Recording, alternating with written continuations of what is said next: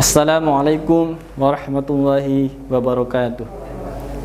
Alhamdulillahilladzi 'allama bil qalam wa 'allamal insana ma lam ya'lam. Asyhadu an la ilaha illallah al-malikul haqqul mubin wa asyhadu anna Muhammadar Rasulullah shadiqul wa'dil amin. Allahumma shalli wa sallim wa barik ala sayyidina Muhammadin wa ala alihi wa sahbihi ajma'in. Qalu subhanaka la ilma lana illa ma 'allamtana innaka antal alimul hakim. Hasbunallah wa ni'mal wakil, ni'mal maula wa ni'man nasir. Ghufranaka rabbana wa ilaikal masir, wa la haula wa la quwwata illa billahil aliyyil azim. Wa qala Allah ta'ala Rabbi ishrah li sadri wa yassir li amri wahlul 'uqdatam min lisani yafqahu qawli. Summa qala Allah ta'ala bil Qur'anil Karim A'udzu billahi minasy syaithanir rajim. Bismillahirrahmanirrahim. Innama yakhshallaha min ibadihil ulama. Shadaqallahul azim wa shadaqa rasuluhun nabiyyun karim. Wa nahnu ala dzalika minasy syahidin wasyakirin walhamdulillahi rabbil alamin. Bersyukur kita kepada Allah Subhanahu wa taala yang telah memberikan nikmat dan karunia-Nya kepada kita semua, sehingga kita dapat melaksanakan ibadah 5 waktu sehari semalam dan melaksanakan aktivitas sehari-hari.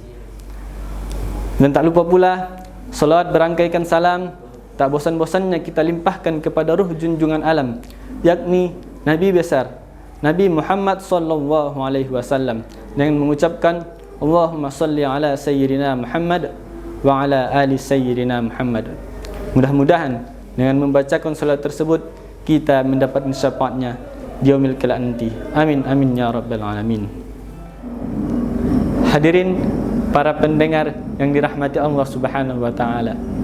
Hadirnya saya di sini untuk berbagi ilmu kepada para penonton dan kepada para pendengar sekalian. Ilmu ini sangat penting dalam kehidupan sehari-hari. Tanpa ini mungkin kita bisa sesat-sesatnya.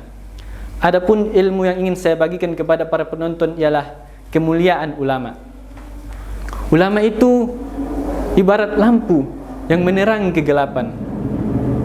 Seandainya tidak ada ulama di muka bumi ini, manusia akan hidup dalam kegelapan, kesesatan, dan bergelimangan dengan noda dan dosa.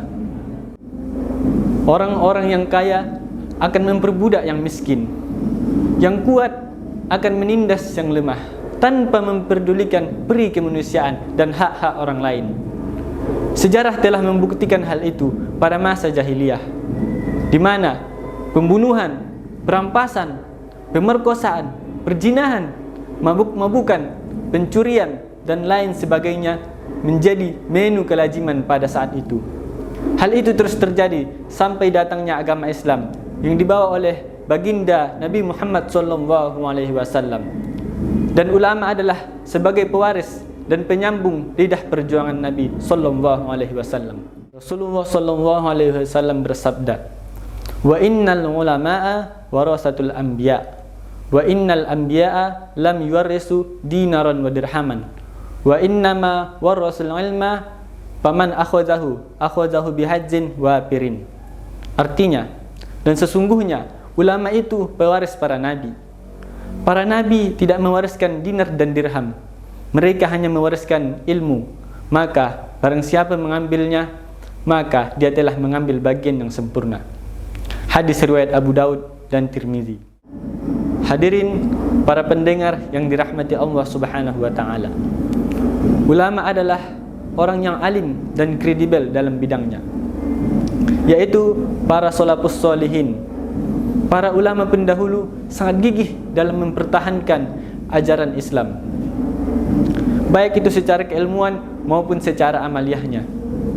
Mereka juga telah mendapatkan pujian dari Allah Subhanahu wa taala, sebagaimana firman Allah Subhanahu wa taala di dalam Al-Qur'an, surah Fatir ayat 28 yang berbunyi, A'udzubillahi minasyaitonir rajim.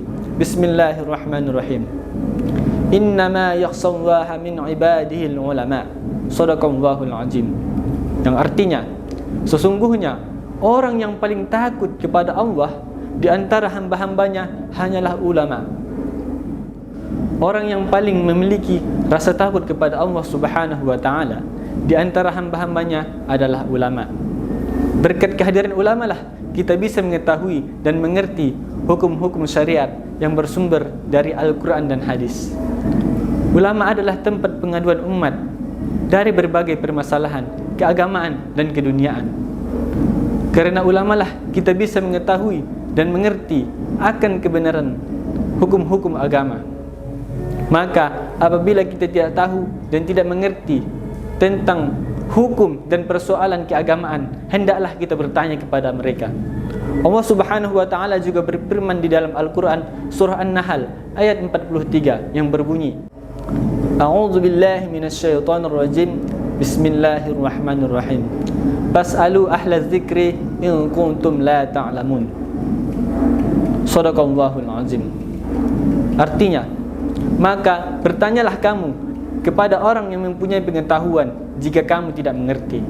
Quran surah An-Nahl ayat 43. Dari ayat tersebut dapatlah kita pahami bahwa setiap orang yang merasa dirinya tidak tahu dan mengerti akan hukum-hukum agama, maka wajiblah dia bertanya kepada orang yang mempunyai pengetahuan, yaitu kepada ulama.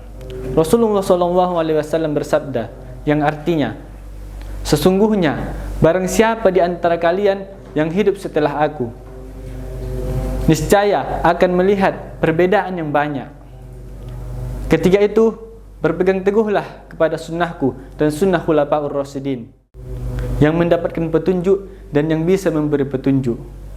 Berpegang teguhlah kalian pada sunnah itu seerat-eratnya. Hadis riwayat Abu Daud dan perawi hadis lainnya. Adapun kesimpulan ilmu yang saya sampaikan tadi adalah, yang pertama, ulama itu ibarat lampu yang menerangi kegelapan. Seandainya tidak ada ulama di muka bumi ini, manusia akan hidup dalam kegelapan. Yang kedua, ulama adalah pewaris para nabi. Dan yang ketiga, ulama adalah orang yang paling takut kepada Allah di antara hamba-hambanya. Yang keempat, ulama itu sebagai tempat pengaduan umat dari berbagai permasalahan, keagamaan dan keduniaan. Yang kelima, ulama itu sebagai tempat bertanya tentang hukum-hukum agama. Dan yang terakhir ialah berpegang teguhlah kepada sunnah-sunnah Nabi dan sunnah khulafaur rasyidin.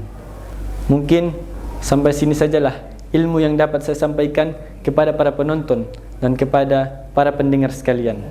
Mudah-mudahan ada guna dan manfaatnya bagi kita semua. Dan sebelum saya akhiri, kepada para penonton, jangan lupa dukung channel ini dengan menekan tombol like, komen, share, and follow. Saya Herman Rasmana Hasibuan, saya undur diri. Akhirul kalam, wabillahi taufiq wal hidayah, waridho wal hinayah. Wassalamualaikum warahmatullahi wabarakatuh.